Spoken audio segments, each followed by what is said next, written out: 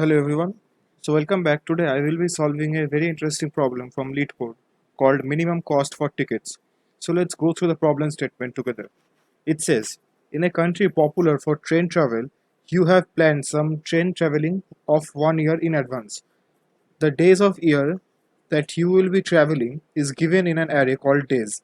Each day is an integer from 1 to 365, and train tickets are sold in three different ways. A one-day pass cost will be the cost of 0.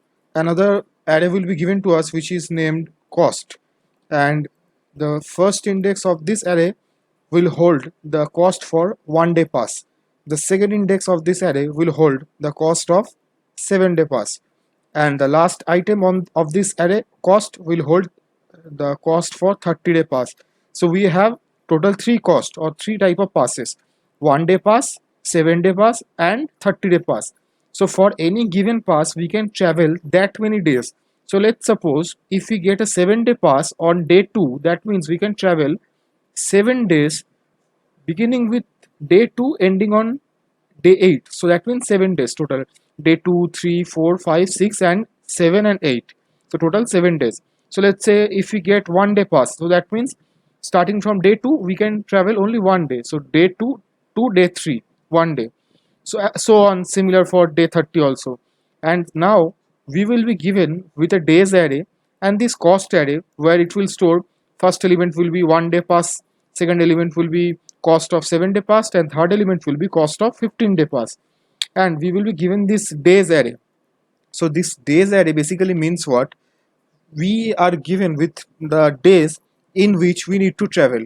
So we can see in between there are some missing dates. So in those missing days we don't have to travel, we just have to travel on those days which are given in this array. And we have to find out what is the minimum cost which we can afford to travel on each given day in this days array, and we have to return that.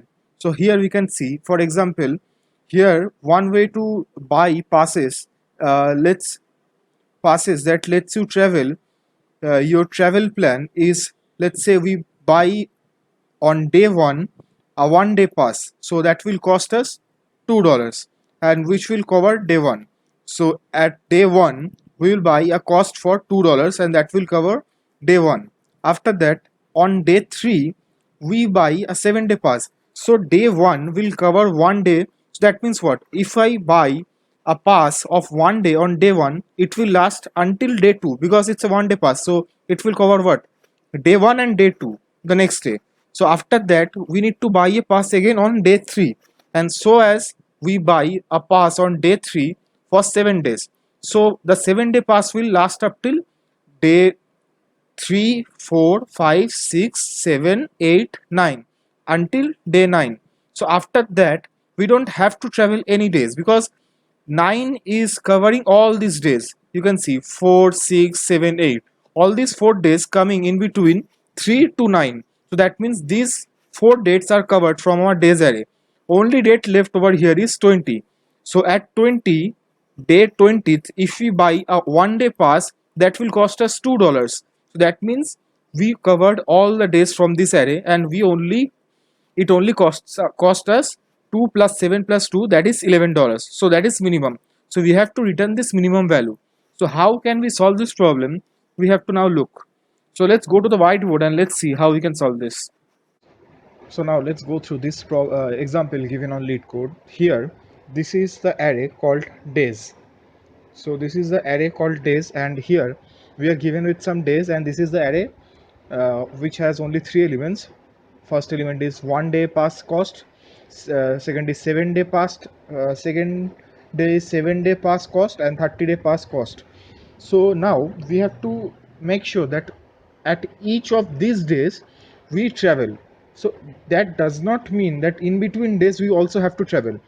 It is explicitly asking us to make sure that each of these particular days on the year, so an year has 365 days, 365 days, and among them we are given with some days in this array. We have to make sure on that particular day we are somewhere traveling. So for this we have to buy some passes and we have to minimize the cost. So this is what is this problem asking. So let's say I have made an array where it is of the size of the maximum value plus 1, so as it is starting from 0.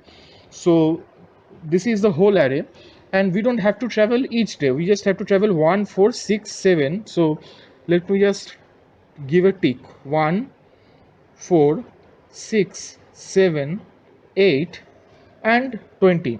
So we just have to travel on these days, and in between you can see that these days are empty, we don't need to travel in these days. So from this example we can clearly see, if let's say we buy a 1 day pass, let's say I'm calling it 1 DP, so that means 1 day pass, which will cost us how many? $2. So $2. So for $2 we can travel from here to here 2 days, because from here to 1 day 2. Now from 3 we have to buy another pass. That does not mean it is necessary to like travel in the third day. Just because we cannot directly jump to 4, we have to somehow buy one pass in day 3 to be traveling in day 4. That's why we are buying at day 3. So what pass is clever to buy in day 3 so that we can minimize our cost? We can clearly see this from this array: 4 6 7 8, all of them coming in between the range of 3 to 9. So 3 to 9 is how many days? Let's count: 1 2 3 4 5 6 7. So if we buy a 7-day pass on day 3, it will cover all the days from this array up to here to here. So that means seems kind of clever for us right now. So that's why we buy a 7-day pass, which will cover like this. So a 7-day pass will cost us how much? It will cost us 7. So after doing that, all these intermediate values we don't need to travel, so we don't need any passes to buy. So now at this end we can directly buy a 1-day pass on this immediate date, because there is only one date remaining.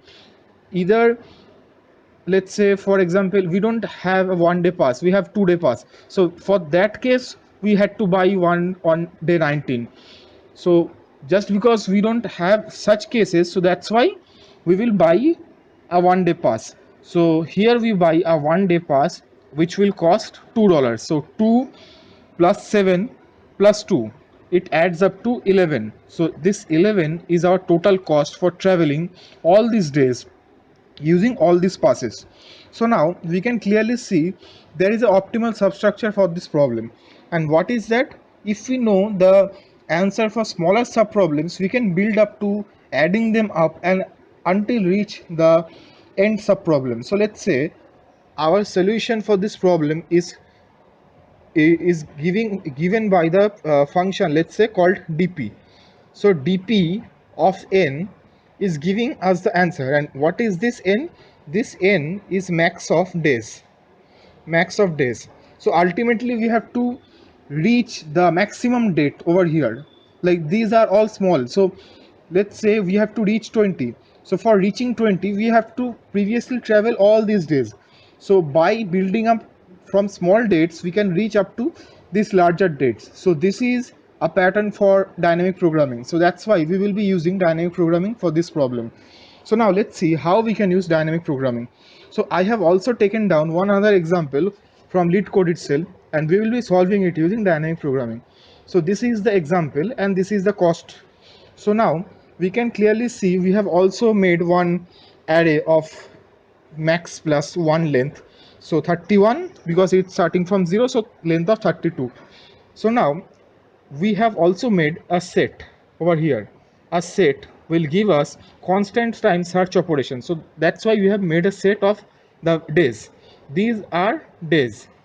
So we have made a set of days. So now first let's imagine one thing. If let's say we have day 0, so day 0 cannot be any, like, for traveling to day 0 we don't need any cost, because day 0 cannot be a valid input, or any negative day cannot be a valid input. So for any value of day which is 0 or less, that means the cost for that will be obviously 0. So that is our base case. So that's why at 0th index of this array we have 0, and from 1 to 31, we will check each index if that index is existing on this set or not. If that index is in our set, that means what? At that day we need to travel. So then we consider all the three options we have, and we will see which one is the cheapest, and we will do the same for each index. So let's see how this algorithm is working. So first, see, this one is existing on this set or not. Yes, it is existing. So that means what? We have done with day one. So we have to travel for day one. So day one, how many options we have? So we have 1 day pass, we have 7 day pass, we have 30 day pass. So buying any of these three, we can cover this 1 day, because one is less than equal to 1, one is less than equal to 7, one is less than equal to 30. So that means we can buy any of these passes. But which one is the cheapest? This one is the cheapest. We have to minimize it. So that's why we buy a 1 day pass. So that is we do over here. We buy a 1 day pass and we write 2. Now we check 2. If 2 is in this matrix, in this set or not. Yes, 2 is in this set. So we have to travel in day 2. So for doing travel in day 2, again we check which options we have. Again we see all these three options are valid. Like we can travel using 2 1 day passes, or a single 7 day pass, or a single 30 day pass.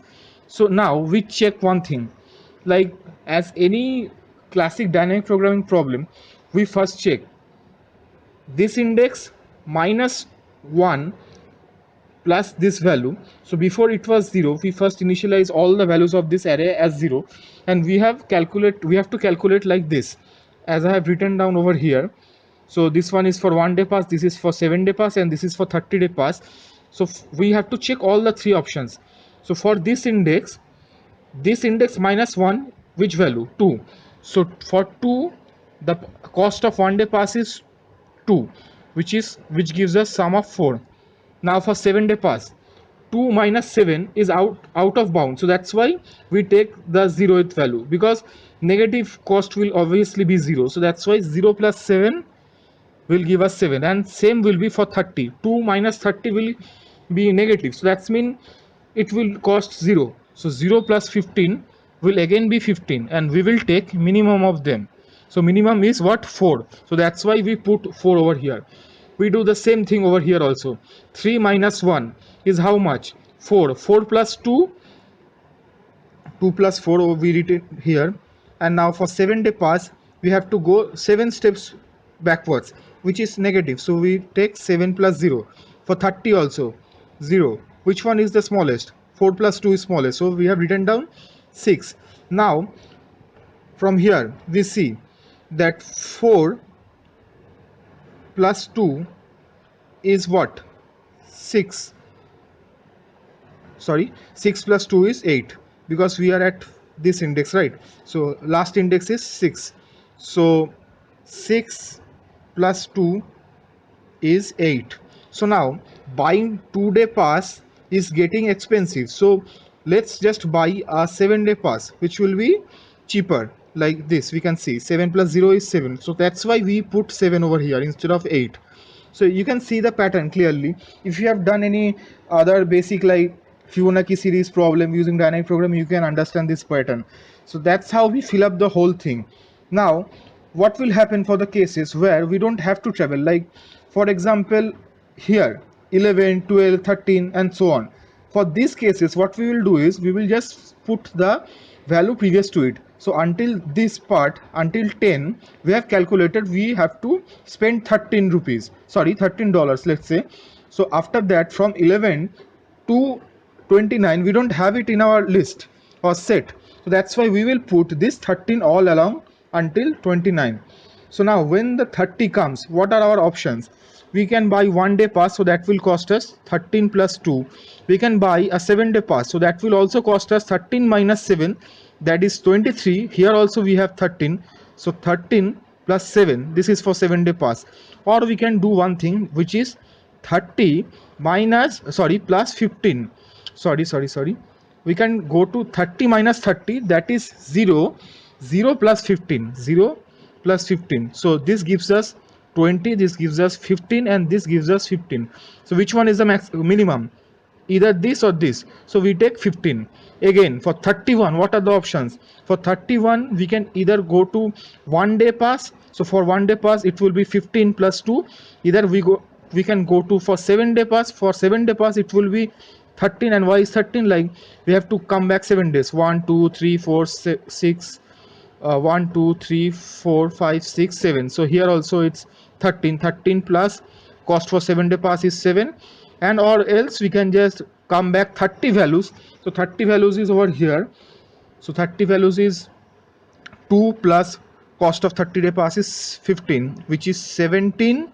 Here also 17, and here is 20, which is the minimum. This is the minimum, or this. So answer is 17. We just store 17 and we return this one as our answer. So this is how filled up this whole array and we get our answer. So what will be the time complexity and space complexity of this algorithm? So let's write it over here. The time complexity will be the maximum of this days array and big O of it, big O of maximum of days, and space complexity will be same, big O of max of days. So this is our linear solution for this problem called maximum cost for tickets. So this is how we have to code it. So let's go to the code editor now and let's see how to solve this using Python program. So now let's look at the code. First of all, as I have said, we will have to have a set of these days because we want to search for a particular day if it's present in this days array or not. For that we need constant time searching. And what data structure gives us constant time searching? That is set. That's why we have made this set using this day set. After that we have to now like calculate the count of the array which we are going to make. So the count of array, as I have already said, that it will be maximum of day plus 1 because we have to use that particular day as an index in this array. That's why we have to take plus 1 because it's zero based indexing. So that's why maximum of days plus 1 over here. So after that we initialize the base case. So we set BP of 0 as 0. So after that we start traversing from index 1. So from index 1 we first check if that particular index or day is present in our day set or not. So if it's present on the day set, that means what? On that particular day we need to travel. So if you need to travel, what are the three options? First we check that. So as for checking that, we have made three variables, pass 1, pass 7 and pass 30, which means what? We have three kind of passes. So first we check if that particular day minus 1, that means if that particular day minus 1 is less than equals to 0 or not. If it's less than equal to 0, that means it's going to negative part. That means we don't need any cost to travel because 0 or negative days are not possible. So that's why if this condition is satisfying, we will take TP of 0, which we have initialized as 0. That means we don't need any cost.